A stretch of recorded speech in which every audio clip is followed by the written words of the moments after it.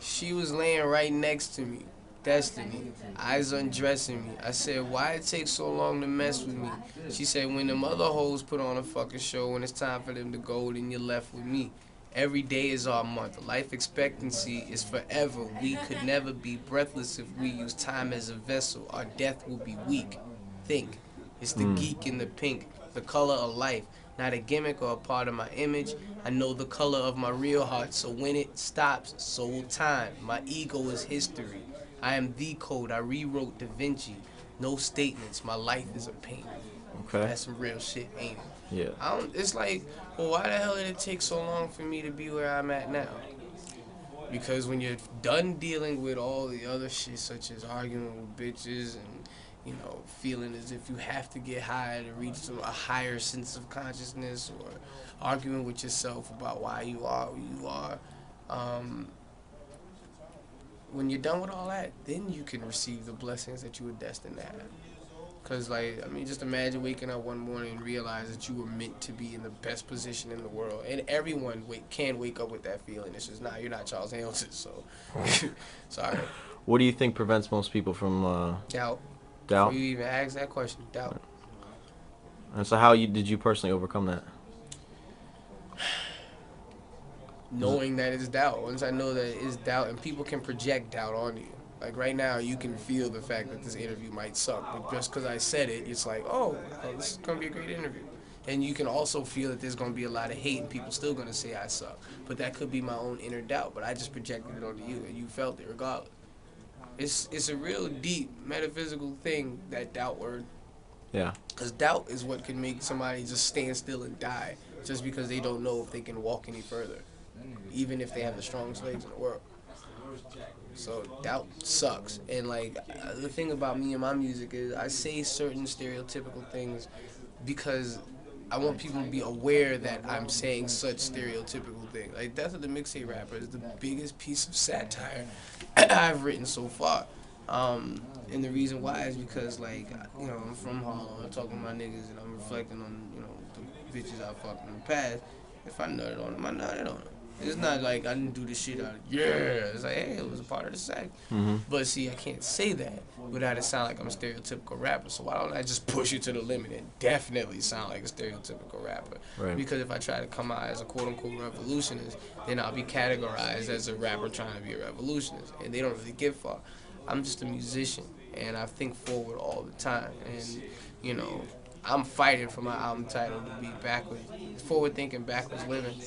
That's ill. I'm fighting for that because What's the resistance? part of the problem is that it's not catchy enough. And for a debut album, you don't want something that's too far left field, or you don't want something that's gonna make you seem like a fly by night artist. But what's crazy to me is what people consider far left field and out there is like regular conversation, like I said before. So Right.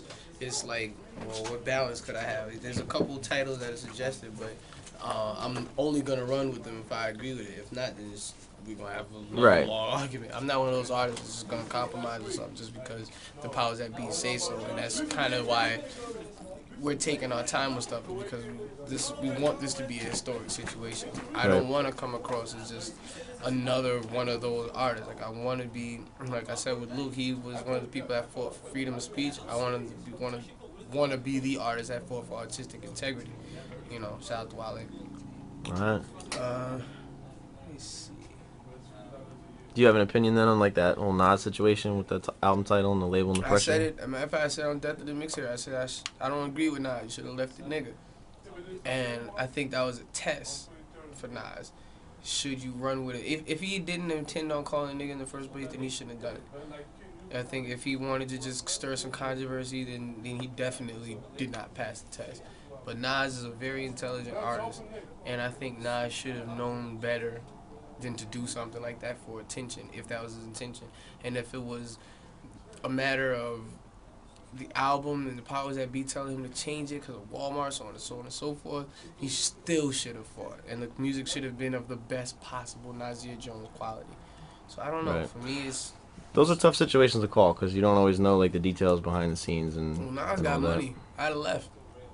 If I had Nas's money and if I was Nas, I'd have left. Like, fuck you, I'm out. Take my album. Get me in trouble. I believe in this cause. I'm a fighter. It goes back to the artistic integrity, everything like that. All right, no doubt. I need to find this shit. It's off the Dilla mixtape. This mixtape might get me in trouble with the Dilla heads, but real Dilla heads and real musician fans will understand that it's a tribute to Dilla. It's called And Then They Played Dilla. A lot of people wear t-shirts that says Dilla changed my life, and basically, well, you'll hear it. But the verse I said, second verse in this track called What's Going On.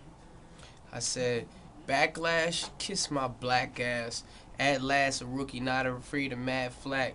Just concerned, I'm just being honest. I understand, I got it. Honest doesn't mean modest. But if I said I like listening to plies and you believe me, that means you like listening to lies. No 50 shit, not a quick diss to get attention so I can get on and rip shit. If that was the case, I'd diss KRS, Q-Tip, Quincy, someone who brought change to music, since we are the generation who changed the music and made the music some brainless nuisance.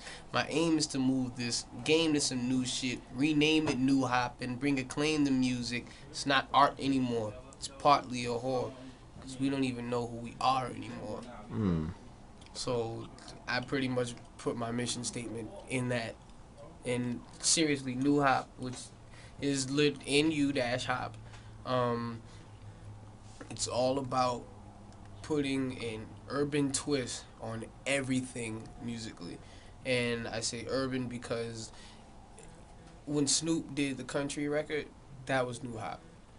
Excuse me. When Lauryn Hill and Aretha Franklin did A Rose Is Still a Rose, and Lauryn Hill sang, "What I am is what I am," that was New Hop because it was an urban soul hip-hop song with a splash of Sheryl Crow. New Hop has always existed, but since nobody could explain what it was, and it would have to be a time thing for it to develop, it would be called music. People say it's hip hop splash with this. No, I am my own genre of music, and that's New Hop. All right. So I in parentheses, New-hop, because it's in you and it's hot. It's got a bounce to it. All music has a bounce to it, even classical. So I don't know, like I might be too theoretical and philosophical to be a hip hopper. That's not me being arrogant. That's actually me being pessimistic. I hear you. But whatever. I'm just a blogger, just a musician. No doubt. I don't know how to rap. Charles Hamilton. Now.com. Peace. Yep.